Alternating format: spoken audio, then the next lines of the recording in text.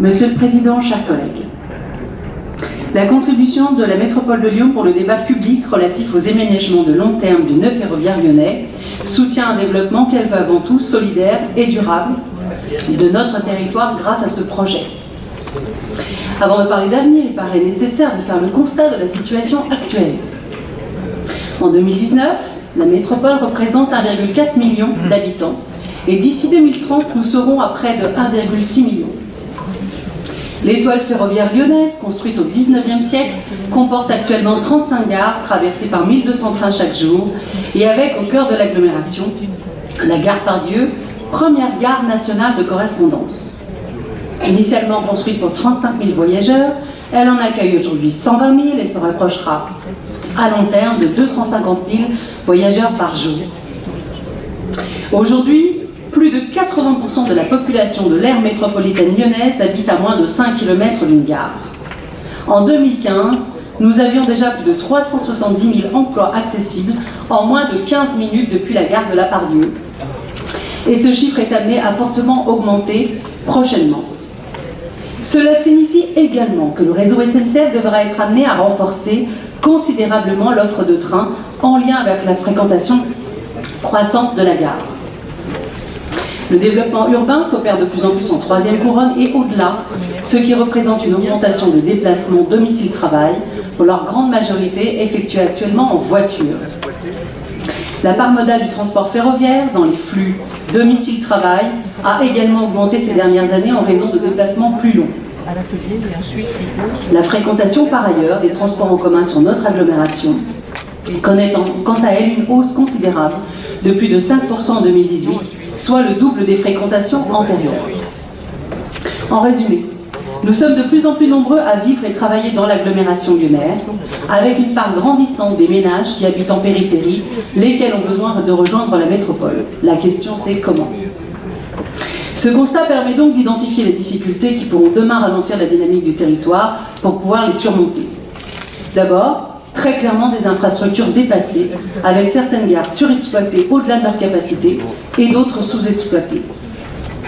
Un service ferroviaire qui, rappelons-le, est de fiabilité médiocre, avec des retards qui s'accumulent tous les jours et des usagers mécontents. Des déplacements en voiture importants qui engendrent une augmentation de la pollution. Et donc, ainsi, une étoile ferroviaire devenue un nœud qui compromet le développement solidaire et durable de notre métropole. La solution réside bien évidemment dans une politique de mobilité ambitieuse, avec un réseau structuré et multimodal, respectueux des objectifs environnementaux et économiques que nous nous sommes fixés pour répondre aux besoins des déplacements des habitants, des employés et des visiteurs de ce territoire. L'objectif ambitieux du PDU de baisser de 300 000 déplacements quotidiens en voiture à l'horizon 2030 est impossible si nous ne faisons pas l'effort de renforcer la robustesse du réseau quotidien pour sauver nos gares. Répondre à l'accroissement durable de la demande de déplacement passe par la valorisation justement de ces gares pour assurer les transports du quotidien dans le cadre du RER et d'un RER qui, pour être efficace, devra être maillé. D'ailleurs, ce réseau express métropolitain, mais ne cédons pas au pessimisme, a été imaginé dès 1997 dans le cadre du schéma global des transports structurants de l'agglomération et il a été retranscrit dans le SCOT. Avec, entre-temps, et ça je réponds à M. Millet, une vision qui initialement pensait une infrastructure partagée pour finalement aboutir à une infrastructure connectée au regard du défaut de robustesse du réseau ferroviaire. Le Citral œuvre par ailleurs activement en renforçant la toile du réseau de transport structurant au fil des investissements de ses plans de mandat, avec une offre parallèlement renforcée et une stratégie sans précédent de renouvellement de rames de métro et de tramway, justement pour accueillir cette nouvelle capacité et les voyageurs qui descendent des gares. Ce maillage facilite les interconnexions avec le réseau ferroviaire, comme avec les gares d'Oulin, de Jean Massé, de Vèze, de Vénissieux. Et bien évidemment, aujourd'hui, nous disposons d'une tarification combinée, développée avec Oura. Le Citral réfléchit et a déjà saisi la région en vue de réfléchir à une tarification unique qui implique bien évidemment des efforts là encore financiers. Le renforcement du réseau et donc de l'offre, en particulier à Perrache et Pardieu, permettra de doubler la desserte des 35 gares de notre agglomération avec un cadencement au quart d'heure. C'est l'objectif. En ce qui concerne plus précisément le hub central de la Part-Dieu et le tracé souterrain privilégié par la métropole, la comparaison, ou du moins la proposition d'alternative avec la gare TGV Saint-Exupéry est dénuée de sens. Cette gare, aujourd'hui fréquentée par 6 000 voyageurs par jour, n'a pas les mêmes objectifs que la gare Part-Dieu, en termes de fréquentation et de proximité des pôles d'emploi.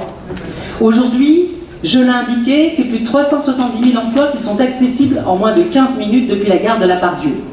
Ce n'est pas du tout le même volant d'emploi depuis cette gare Saint-Exupéry, puisqu'on est à quelques milliers. De plus, le développement de la gare de Saint-Exupéry se heurte à des contraintes, chers collègues, notamment à la présence de terres agricoles et naturelles à proximité qu'il faut préserver, et au développement démographique limité des communes environnantes. Enfin, rappelons une chose qui me semble importante, qu'a souligné un peu M. Georgeon. Si le débat public est mené sous l'égide de SNCF Réseau, la mise en circulation des trains s'effectuera ou non par SNCF Mobilité. Il s'agit aujourd'hui de robustesse. Et on met des trains là où on a effectivement des usagers. Alors ce projet de 4 milliards représente un budget important, mais somme toute. Grosso modo, le budget d'investissement de la métropole de Lyon. Celui du Citral en 3 mandats. On ne peut que regretter pour un tel budget, un horizon à 2040, effectivement, aujourd'hui difficilement acceptable quand on regarde l'antériorité des échanges, des discussions, et la projection en termes de mise en œuvre, alors qu'il est urgent d'accélérer la dynamique de ces travaux, en vue de ne pas, justement, dégrader plus encore la desserte de notre métropole. Comme le souligne la contribution de la métropole, les aménagements à long terme du NFL sont nécessaires, indispensables même, pour accompagner et faire évoluer les comportements de mobilité, plus de trains, moins de voitures, comme dans le Val-de-Saône, et notamment avec tout le partenariat avec la région, avec la réactivation d'un bus à haut niveau de service pour desservir Trévoux-Châteauneuf-Lyon, puisque nous ne pouvons plus y déployer un train, pour aussi permettre la diminution des émissions de gaz à effet de serre. En effet, le renforcement de l'offre ferroviaire, c'est bien évidemment le choix d'une mobilité sobre et décarbonée, à l'image aussi des choix que nous avons faits collectivement dans le cadre du Citral de n'acheter plus que des bus propres, électriques, hydrogène ou au gaz naturel, et de mettre en œuvre dès demain le dispositif ticket de renfort au regard de l'alerte canicule et pollution. Mais il faut aussi améliorer le cadre de vie de nos habitants et l'attractivité de notre région, puisque nous sommes au carrefour de corridors européens et que nous sommes un vrai moteur de développement économique de notre région. Il faut dès lors aussi booster le développement et l'imbrication de nos pôles industriels et d'activité, puisqu'ils sont eux-mêmes traversés de gares sur l'ensemble de leur maillage, pour assurer une connexion directe à ces sites depuis le cœur de l'agglomération lyonnaise. En conclusion, vous comprendrez que la réalisation de ce projet n'est pas simplement nécessaire, elle est indispensable au développement solidaire et durable de notre territoire. Ce projet doit se réaliser pleinement et non partiellement, sous peine de voir un grand nombre de liaisons nationales et européennes se développer en dehors de la métropole. Un territoire déconnecté du réseau international et dépourvu de moyens de modernisation de ses transports du quotidien est un réseau amené à fortement se dégrader et à conduire à l'asphyxie de ces territoires. Le groupe Avenir Métropole votera favorablement ce rapport. Je vous remercie.